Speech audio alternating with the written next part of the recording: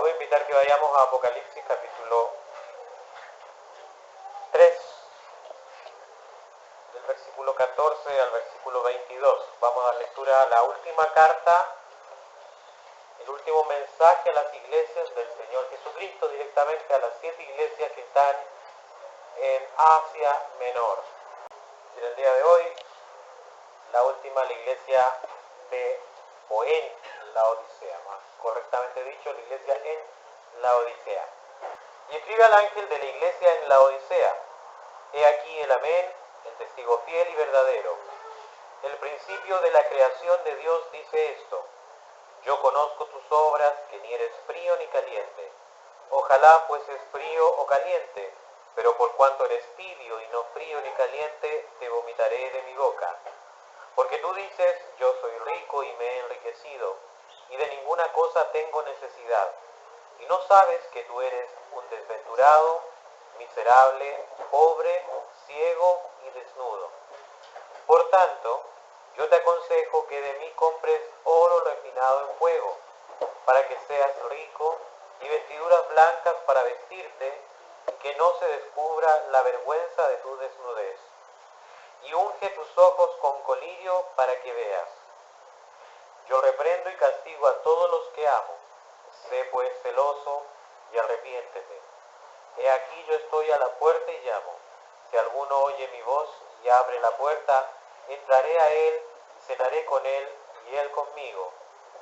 Al que venciere, le daré que se siente conmigo en mi trono, así como yo he vencido y me he sentado con mi Padre en su trono.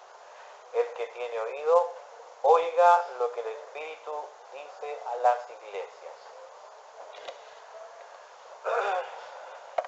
Bueno, hermanos, para recordar y ubicarnos en el momento en cuanto a la exhortación que hace el Señor y también en cuanto a la iglesia a la cual le habla, recordemos que hemos estado estudiando los 7 mensajes a 7 iglesias escogidas en la soberanía de Dios para tomarlas como un punto de referencia para escribir 7 mensajes precisos y directos en situaciones distintas que vivían esas iglesias a finales del primer siglo, año 90 y algo, 92 al 95 aproximadamente, fueron escritas estas cartas de la mano del apóstol Juan, escritas en una isla llamada Patmos, o al menos reveladas en ese lugar, puede que hayan sido escritas en otro momento posterior, pero al menos escuchadas por Juan y tomadas nota de ellas en la isla de Patmos. Y hemos hecho un recorrido por estas 7 iglesias que formaban una especie de semicírculo, una herradura en la zona de Asia Menor, lo que hoy en día, si nosotros lo buscamos en el mapa, sería el país de Turquía. Turquía cubre toda esa zona en el día de hoy. En aquel tiempo eran una serie de ciudades que en el año 90 estaban gobernadas, dirigidas por el Imperio Romano, ¿ya? Y existían una serie de regiones que sus nombres se nos hacen conocidos por la Biblia, pero que hoy en día ya prácticamente no se usan. Por ejemplo, en toda la zona que estamos estudiando ahora es la zona de Frigia, ya donde estaban ciudades como Colosas, como Hierápolis, la Odisea, Filadelfia, ya que hoy en día ese nombre ya casi no se usa para nada. En este contexto el Señor manda uno de los mensajes más fuertes y probablemente los 4 versículos desde el 15 al 18 más fuertes, más duros, más directos que el Señor puede haber hablado quizás a cualquiera de sus hijos.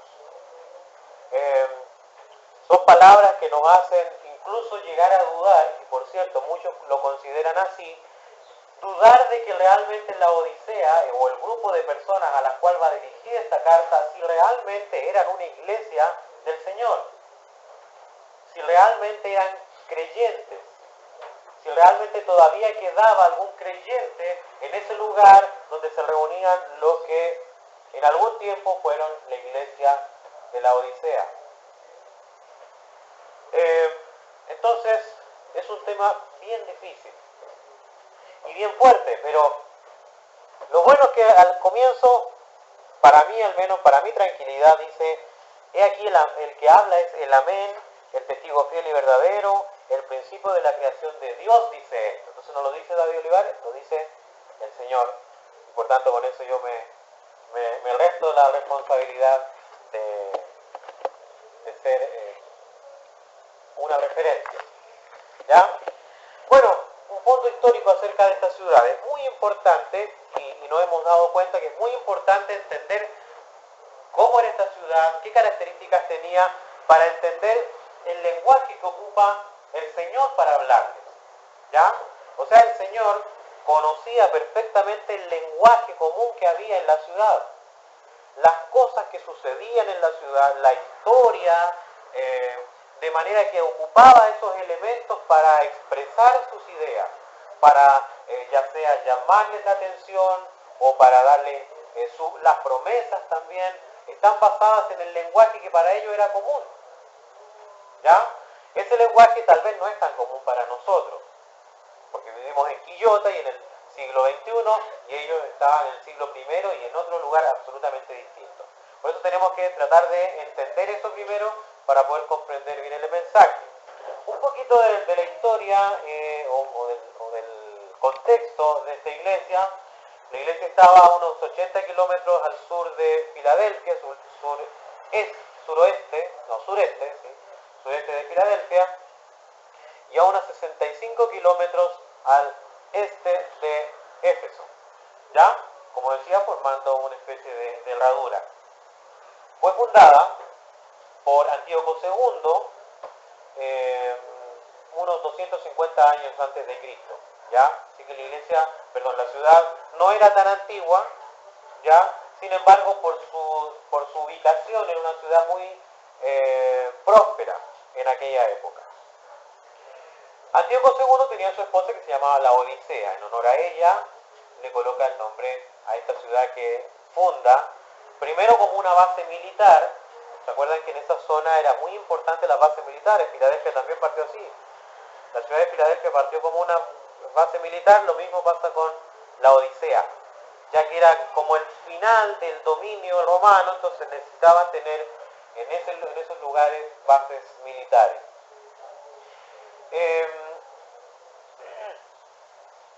Como decía, habían 4 ciudades que estaban muy cerca unas de otras, no más de 10 kilómetros cada una, que eran Hierápolis, que también es nombrado en la Biblia en algunas ocasiones, Colosas, una ciudad muy conocida para nosotros porque el apóstol Pablo le escribió una carta que nosotros tenemos hoy en día, la carta a los Colosenses.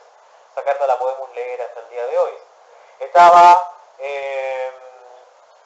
Filadelfia, de la cual estudiamos también el mensaje la vez anterior, y tenemos a la Odisea. ¿Ya? La Odisea también aparece en la Biblia en otros momentos y ya vamos a ver la historia de la iglesia, al menos de la Odisea, pero por ahora de la ciudad. Fue un gran centro comercial y administrativo durante el Imperio Romano sobre todo. Antes fue una ciudad común, pero cuando llega el Imperio Romano se toma como una de las principales ciudades, dado varias situaciones. Dado que estaba en uno de los valles más fértiles que había en la región, que era el valle del río Yico, un río que atraviesa de norte a sur. Por tanto, llegó a ser la ciudad más rica de la zona de Frigia. Su terreno era tan fértil que permitía unos pastizales muy ricos en cantidad y en calidad, de manera que se podía criar ganado de una muy buena manera, ¿ya? Los pastores eran famosos en el mundo, los pastores de la Odisea, porque podían cuidadosamente ir criando las ovejas de manera de poder elaborar una lana que se hizo también muy famosa en esa época. Era una lana negra de oveja, muy brillante y muy suave. ¿ya? Una de las lanas más finas que había en la antigüedad, y que se vendía a todas partes del mundo conocido de la época, ¿ya? Así que pasó a ser una ciudad tremendamente importante por eso, y una ciudad muy rica también. Además, estaba beneficiada por el hecho de que estaba cerca de dos de las rutas más importantes de la época, rutas comerciales, ¿ya? De manera que eso les beneficiaba en hacer mucho más fácil el comercio. Lo malo, tenía algunas cosas malas, por cierto, era que también, al igual que Filadelfia, que estaba a unos 10 kilómetros, por tanto era obvio que iba a ser también un problema de los laodicenses, los constantes terremotos que habían en la zona. Era una zona muy sísmica, probablemente por alguna situación volcánica, dicen algunos. Era una zona muy buena para los terremotos, lo que hacía de que muchas veces tuvieran que reconstruir sus edificaciones. Sin embargo, al ser una ciudad muy poderosa y muy rica económicamente, no dependía tanto del Imperio Romano. Tanto que en el año 60, los historiadores concuerdan que en el año 60 hubo un gran terremoto en esa zona. ¿Se acuerdan que hablamos acerca de las promesas que Dios le dio a los de Filadelfia? Y le habló del templo, le habló de que ellos serían columnas, siempre le dio referencia acerca de la edificación, ¿ya? Bueno, lo mismo sucedía acá con los laodicenses, que necesitaban constantemente estar reedificando sus casas. Pero su poder económico hacía de que ellos no dependieran de los demás. Cuando viene este terremoto en el año 60, el Imperio Romano, que estaba muy bien organizado, subsidió, ¿ya? O sea, entregó dinero, a veces a crédito, a veces regalado, a la reconstrucción de estas ciudades, principalmente estas 4 que yo les acabo de mencionar. Sin embargo, los laodicenses no recibieron ese subsidio, no lo aceptaron, ¿ya? Ellos tenían la facultad de reconstruir su ciudad solos, y lo hicieron así, ¿ya? Entonces era una ciudad muy acaudalada y muy autosuficiente.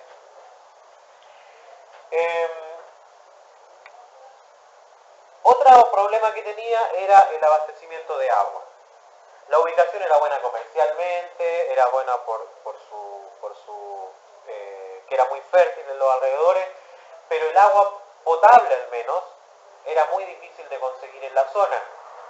No había, por supuesto no se podía sacar del río, porque los ríos eran bastante sucios, ya que pasaban por varias ciudades. No había montañas donde hubieran puentes que pudieran traer directamente.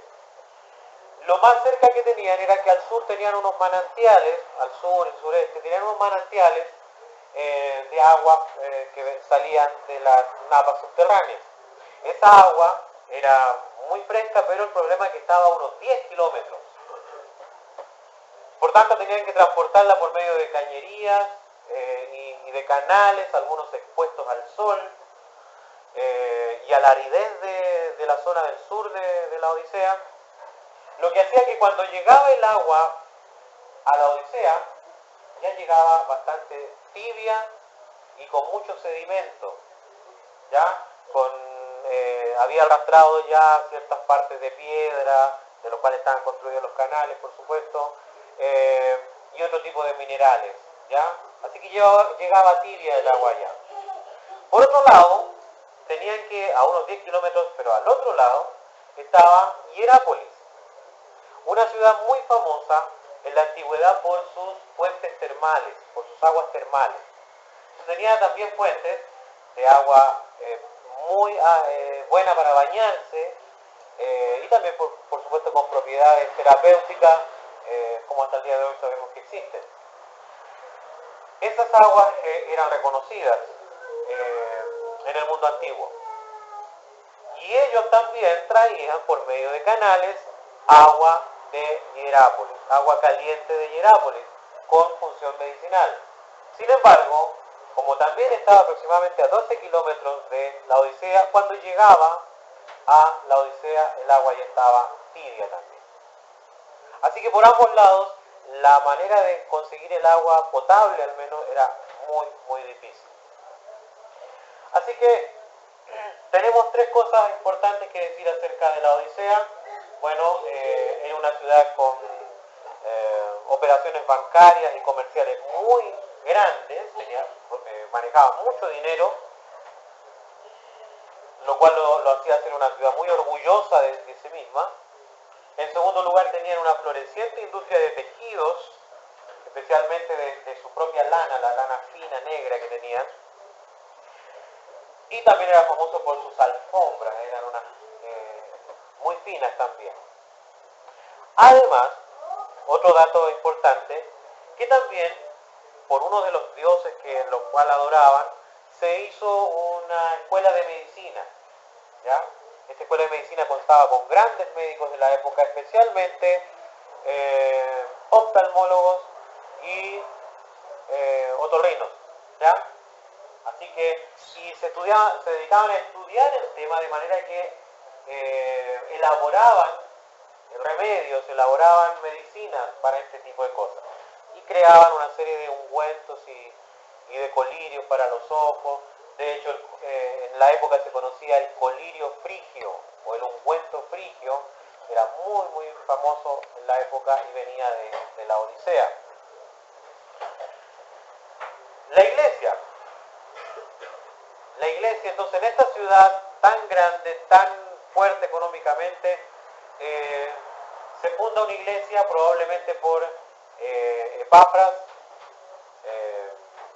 probablemente a principios de los años 50, no sabemos exactamente, pero creemos más o menos esa fecha. Se forma la iglesia de los laodicenses. Los primeros creyentes se empiezan a congregar en la Odisea. No se dice que esta iglesia sufriera de ningún tipo de persecución, no lo sabemos, pero al menos la Biblia no lo menciona. El mensaje tampoco dice de ninguna herejía, algún problema doctrinal que tuviera la iglesia en la Odisea. Tampoco se habla de que tuvieran adversarios, como sí tenían la otra iglesia, por ejemplo los judíos. Lo que sí se habla es acerca del carácter espiritual de esta iglesia. Y se centra en ese asunto, en el carácter de esta iglesia. La pregunta que deja en el aire, digamos así, el Señor es: ¿habrá en esta iglesia, en la Odisea, alguien, aunque sea una persona, dispuesto a oír al Señor? Y esa es la pregunta que desarrolla. Bueno, hablemos un poquito de la iglesia ahora. Ya subimos de la ciudad y vimos su contexto. Hablemos un poquito de la iglesia. Creemos que la iglesia fue fundada probablemente por Epafras.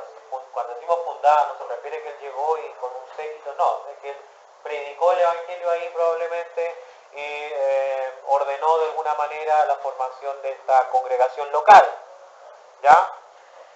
Lo importante es que más o menos en el año 58 al 60, el apóstol Pablo escribe a la iglesia en Colosas, iglesia vecina, a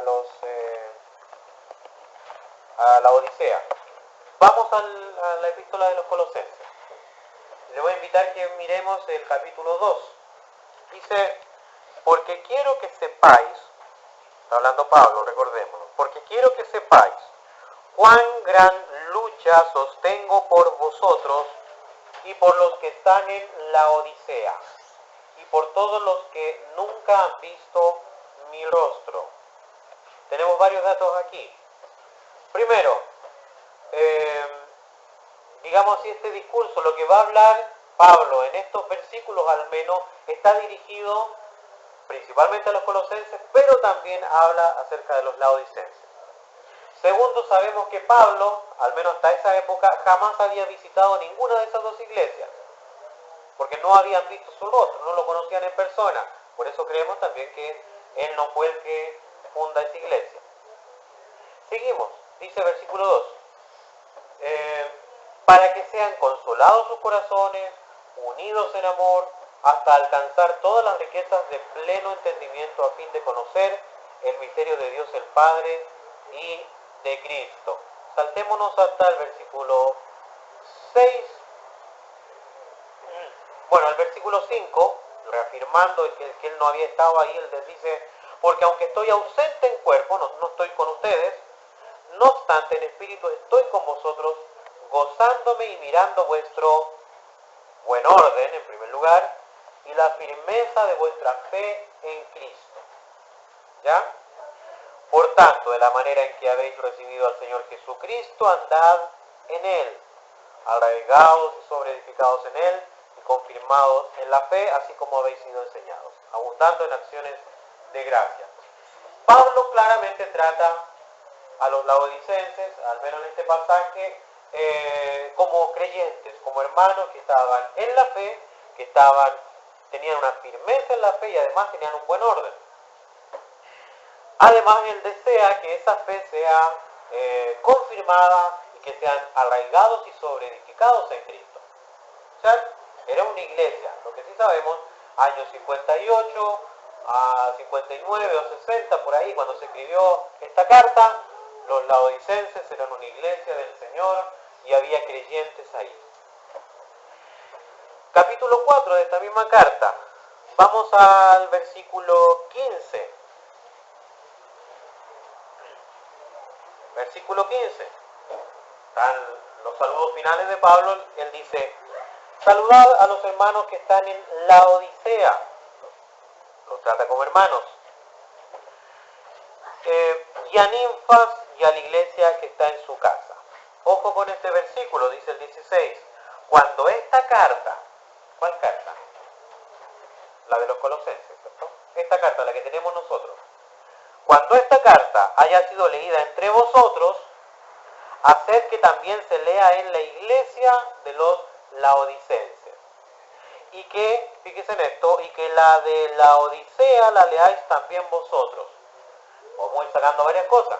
Pablo escribió a Colosenses una carta, la tenemos acá. Y esta carta probablemente también llegó a los laodicenses, pero también le escribió una carta a ellos. Esa carta no la tenemos. No la tenemos. No es un error de Dios, por cierto, que no la tengamos. O sea, no es que a él se le olvidó, se le perdió en el camino. Simplemente no estaba destinada también para ser para nosotros. Pero al menos existe una carta que se escribió a los de la Odisea, la cual tenían que leer también en Colosa.